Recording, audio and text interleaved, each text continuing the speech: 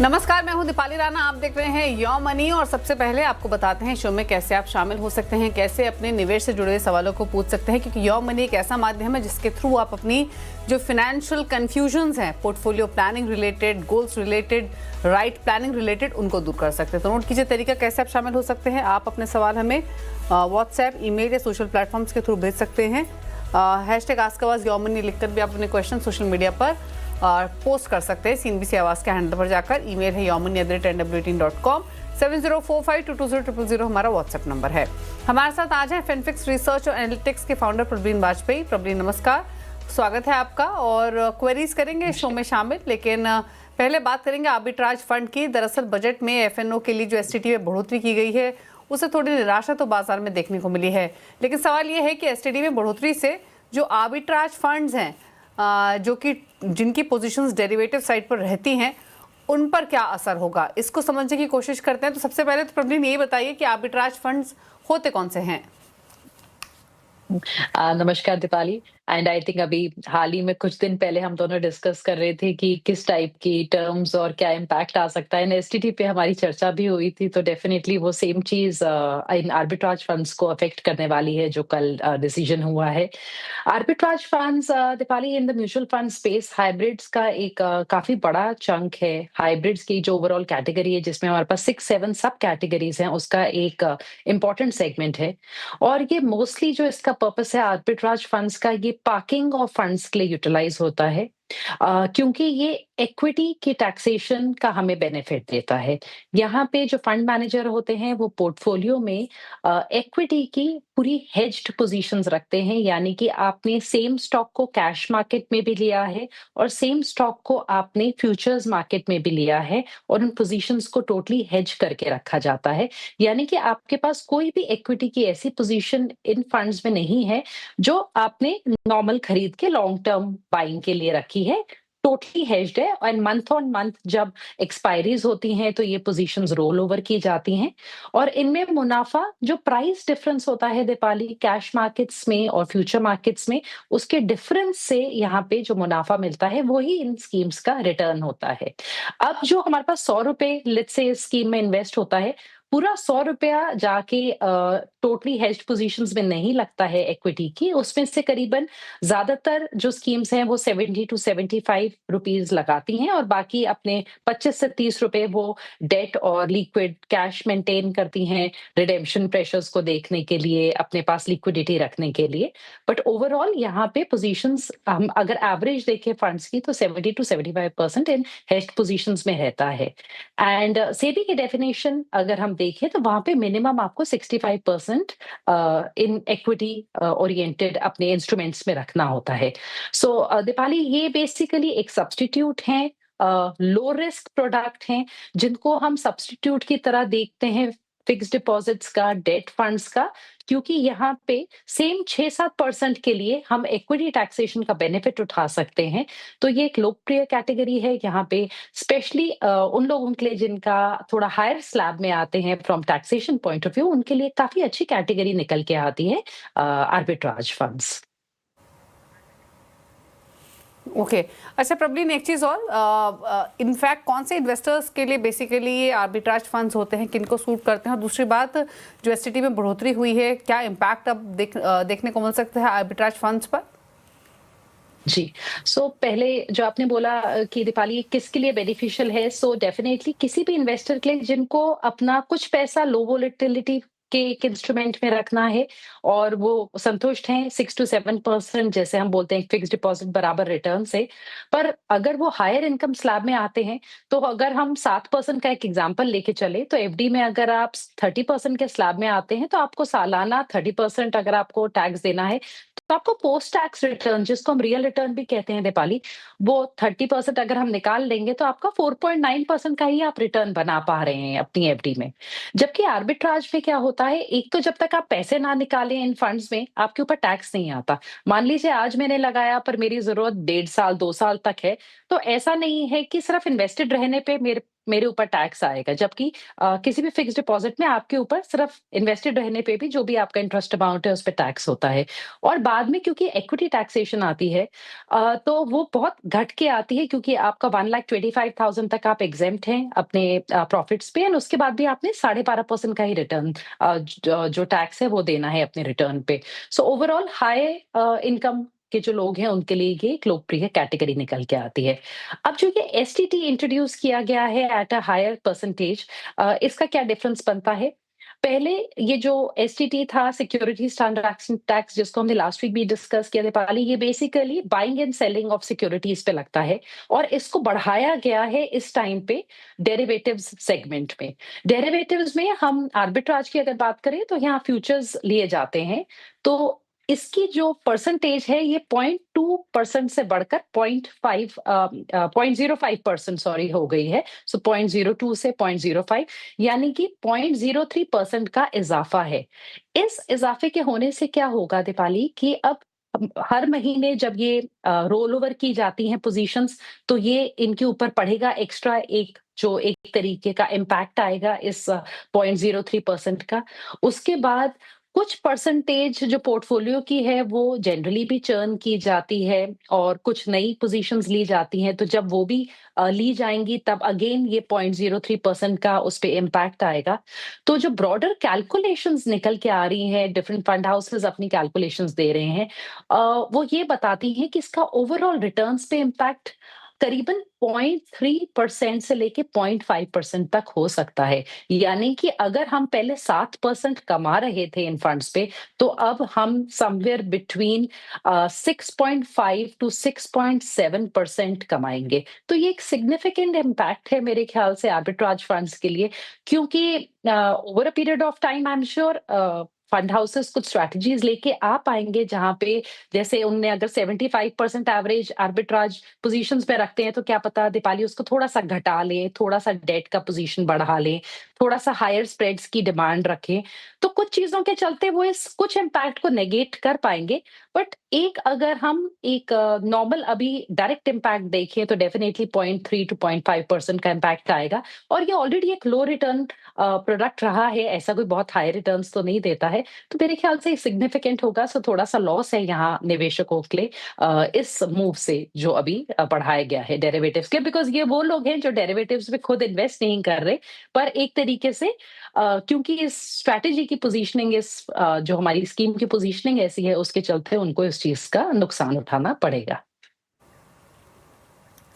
Okay, चलिए, तो बात हुई आर्बिट्राज फंड्स की और उनके परफॉर्मेंस पर लाइकली इम्पैक्ट की एसटीटी में बदलाव की वजह से, ये कौन सी कैटेगरी होती है, तमाम डिस्कशन हुआ यहाँ पर। अब सवाल जवाब के सिलसिले को शुरू करते हैं, और पहले व्यूअर हमारे साथ कनेक्टेड भी हैं, हरजिंदर पंजाब से। हरजिंदर जी नमस्कार, पूछिए सवाल। नमस्ते मैडम।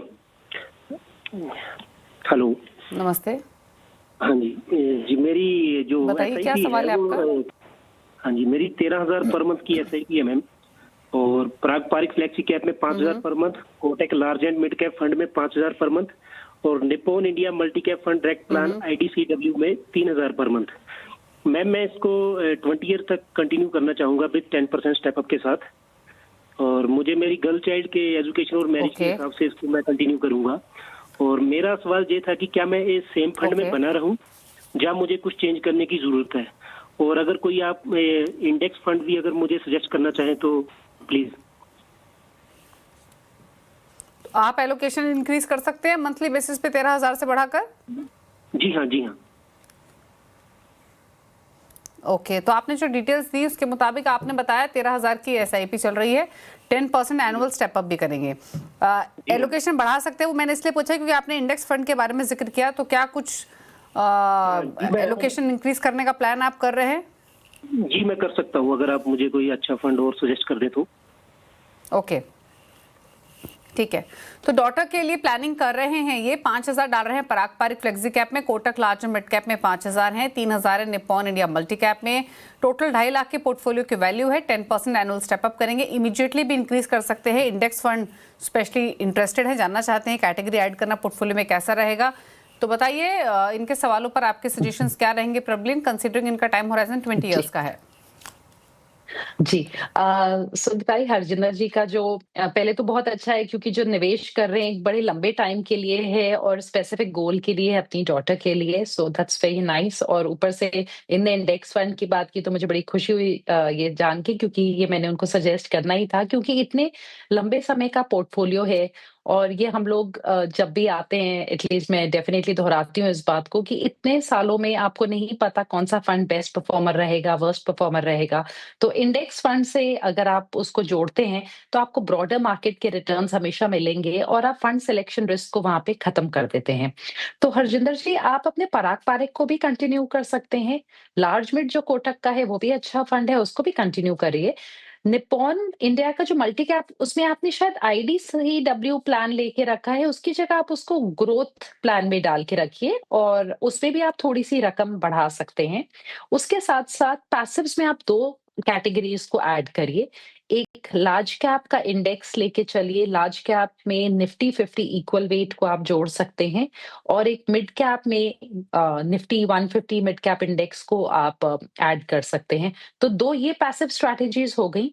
और मुझे लगता है कि एक छोटी रकम आप गोल्ड में भी डाल सकते हैं, तो एक गोल्ड के इंडेक्स में बेसिकली FOF में भी आप शामिल कर सकते हैं।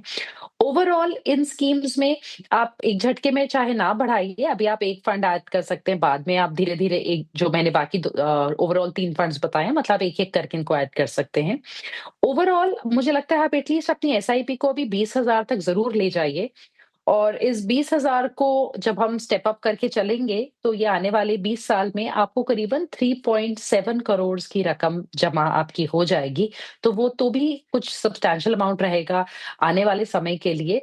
और जैसे-जैसे आपकी एबिलिटी टू इन्वेस्ट बढ़ती रहे कि आप और पैसा लगा सकते हैं, आप ज़रूर अपनी SIP को इंक्रीज़ करिए, बिकॉज़ आने वाले टाइम में जो इन्फ्लेशन है वो हमारे पैसे की जो परचेज़िंग पावर होती है उसको घटाती रहती है। तो आपके तीनों फंड्स कंटिन्यू हो सकते हैं, बस निप्पॉन का आप ग्रोथ ऑप्शन लीजिए और एक large cap index, mid cap index और एक छोटा गोल्ड में एलोकेशन आप ऐड कर सकते हैं अपने लिए। ओके, तो ये रही सलाह आपके लिए पोर्टफोलियो पर। इंडेक्स फंड डेफिनेटली ऐड कर सकते हैं और कितना आप एक्यूमुलेशन कर लेंगे वो भी जानकारी आपको दी गई। तो लगभग आप मान के चलें आप 2.5-3 करोड़ की राशि इकट्ठा कर पाएंगे। इन्वेस्टेड रहिए, एक्सट्रीम लॉन्ग टर्म होराइजन है, टाइम टू अपने पोर्टफोलियो को रिव्यू करते रहे। अक्षय हैं अगले व्यूअर हमारे साथ नासिक से। अक्षय नमस्कार, पूछिए सवाल। हेलो अक्षय, सवाल पूछिए प्लीज अपना। Ma'am, Akshay from Nasik. Actually, my current investment is 2.90, and the current value is, Okay. I guess, around 3 lakh. So basically, I have invested तो in आपने ये क्या, आपकी करंट इन्वेस्टमेंट 2.90 कैसे है, थोड़ा बताएंगे? Ma'am, actually, I have invested one time in Kotak Multicap 1.41. Okay. Then I have Okay. SIP of around 4,000 in Parag Parikh Flexi Cap, around 3,000 SIP in Motilal Oswal Mid Cap, 2,000 SIP in HDFC Small Cap, and 2,000 in ICICI Prudential Multi Asset. Right तो आपकी यानी 12,400 की SIP चल रही है, 1,41,000 अपने lump sum Kotak multi cap में डाले हुए हैं। अभी पोर्टफोलियो की वैल्यू कितनी है आपकी? Ma'am, invested value 2.91 and current value is 3 lakhs. Okay, और आपका कितने टाइम का होराइजन है, क्या जानना चाहते हैं? Ma'am, my current age is 33. I want to start SWP at the age of 55 and my retirement age is 58. So I have basically I have a time horizon of around 22 years, right? So I was thinking to add some international exposure, international exposure to my portfolio. So I was thinking to add ICICI Prudential Nasdaq 100 index fund. So I just want to know, I mean, what should be the strategy? पूछ लेते हैं क्या strategy होनी चाहिए आपके लिए। तो clearly 20-22 साल का होराइजन है, 3 लाख की पोर्टफोलियो की वैल्यू है, 12,400 की सिप चल रही है, 4 फंड्स में 4500, 3400, 2200 ये इनकी एलोकेशन है 4 फंड्स में, जिसमें multi asset, small cap, mid cap, flexi cap शामिल है। 1,41,000 कोटक मल्टी कैप में डाले हुए हैं। 55 साल की उम्र में इनको सिस्टमेटिक विड्रॉल प्लान के थ्रू निकासी इनको करनी है। एक इंटरनेशनल फंड ऐड करने का सोच रहे हैं, बताइए क्या सलाह इनके लिए आपकी तरफ से? जी, अक्षय जी का जो पोर्टफोलियो है, इन्होंने ऑलरेडी 5 फंड जोड़ रखे हैं, जिनमें से 4 में एसआईपी जा रही है।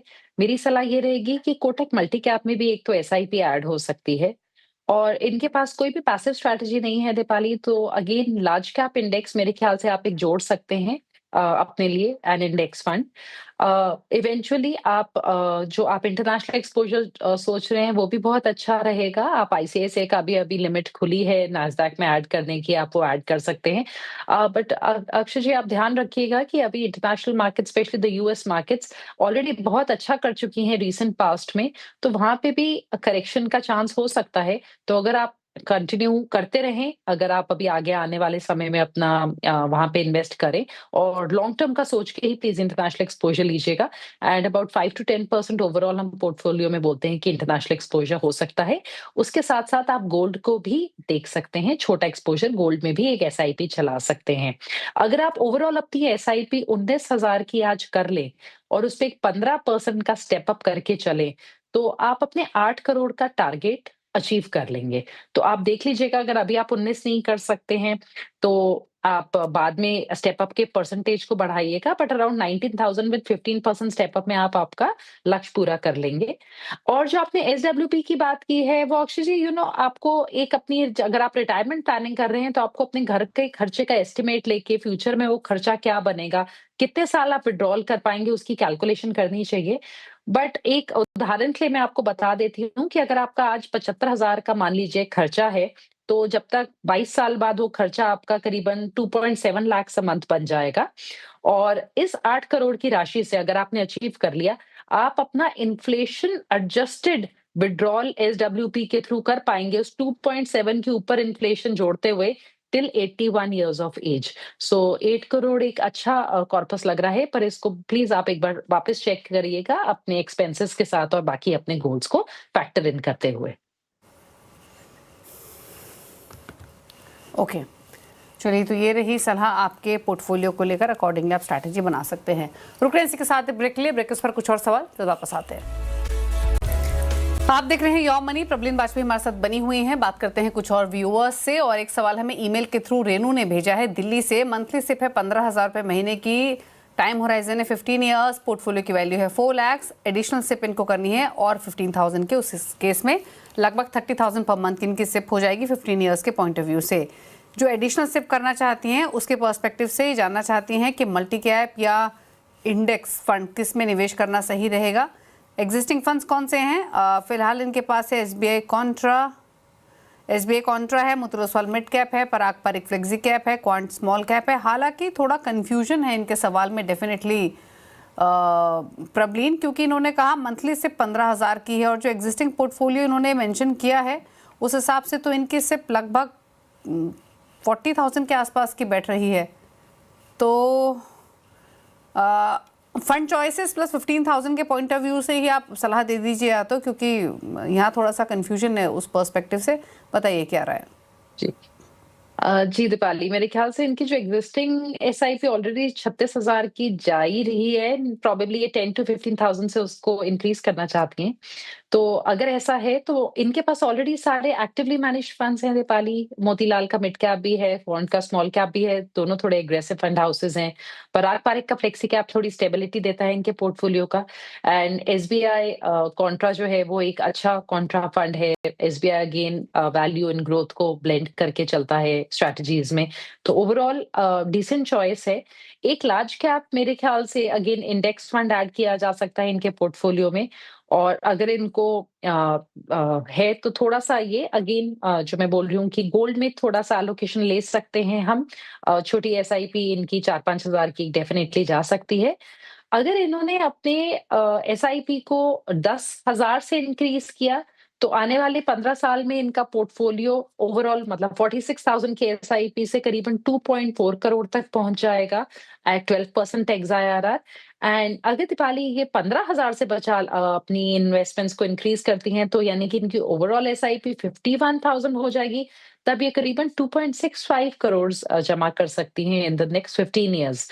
तो अगर हम लोगों ने सही समझा है इनका क्वेश्चन, तो एट 46,000 एंड 51,000 एसआईपी ओवरऑल, इनके जो अच्छे प्रोजेक्शंस हैं 2.4 एंड 2.65 करोड़ के, जो 15 इयर्स में ये जनरेट कर सकती हैं। एंड अभी आई थिंक और कोई एक्टिव फंड की गुंजाइश नहीं है, एक लार्ज कैप में पैसिव और एक गोल्ड ऐड किया जा सकता है, which is again a passive strategy.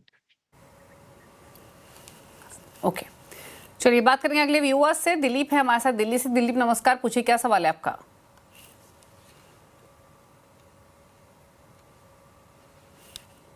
चलिए, इनकी फोन लाइन डिस्कनेक्ट हो गई है, सवाल ले लेते हैं। लगभग लमसम इन्वेस्टमेंट इन्होंने की हुई है ऑलमोस्ट 4.25 लाख की 15 सालों के लिए।